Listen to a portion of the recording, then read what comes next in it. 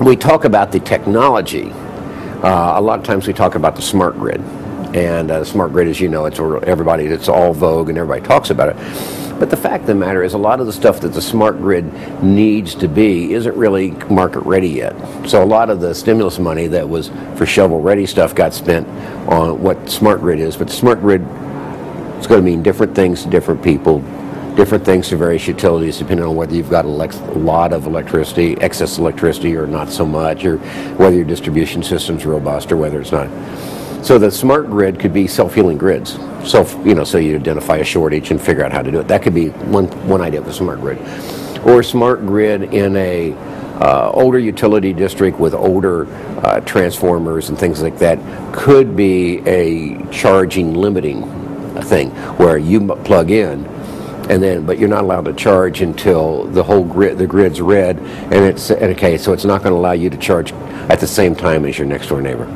So that could be another idea of the smart grid. And that's utility by utility. I don't know how many thousands of utilities, but there are thousands. They have their own ideas about what it is. And so as an auto company, we're doing our best we can. We're working with the smart grid people in Boulder. And we're working with the NREL, the National Renewable Energy Labs, and the University of Colorado to answer some of these problems. And we're making all of our data public and trying to figure this out. Can you find that online? It's not online yet. Their cars are just coming off the boats as we speak.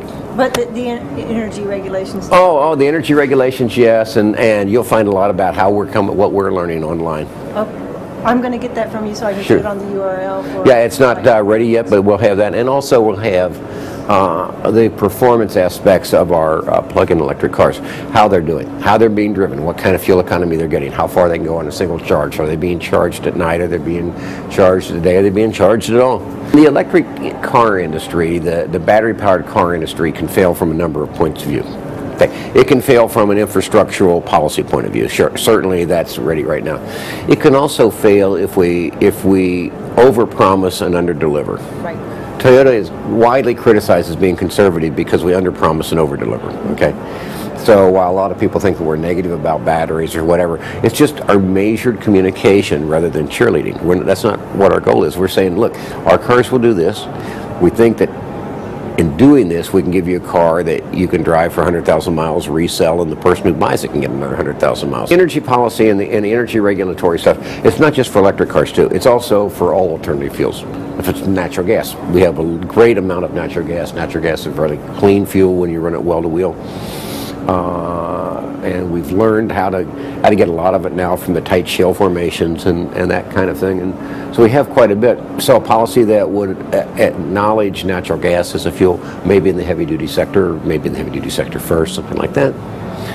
And then also, I think you've heard from most manufacturers today as you walk around the show, at least from General Motors, if you go up to Daimler-Benz, and from Honda and Toyota and Hyundai, they'll all tell you, hey, you know what, we've got pretty good fuel cells. In fact, range to range by 2015, a fuel cell will be less expensive than a lithium-ion battery car. I'm talking a battery electric car that goes 300 miles, if you can make that. It's pretty hard to do. It will be more expensive than a fuel cell car that goes 300 miles by 2015.